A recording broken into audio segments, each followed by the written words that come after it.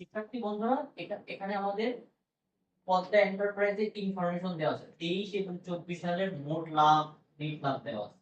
হ্যাঁ, এখন আমাদের এই ইনফরমেশন গুলো 23 সালে পরিচালন খরচের পরিমাণটা কত হবে সেটা আমাদের বের করতে হবে। তাহলে এখানে চারটা অপশন দেওয়া আছে, চারটা অবশ্যই নিশ্চয়ই রেজাল্ট হবে। তো প্রথমে আমাকে জানতে হবে যে পরিচালন খরচের সূত্রটা কি।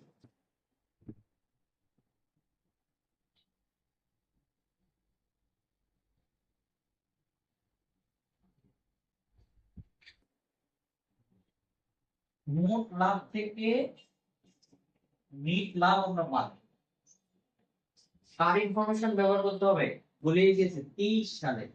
তাহলে 23 সালের মোট লাভ কত? 2,10,000। আর নেট লাভের পরিমাণ কত? এই 31,500। 2,10,000 থেকে 31,500 যদি আমি বাদ দেব, তাহলে আমাদের রেজাল্ট কত আসবে?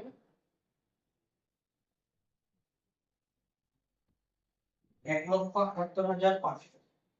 1,78,500। তো আমাদের রেজাল্ট অনুযায়ী আমরা দেখতে পাচ্ছি আমাদের এই 5 নম্বর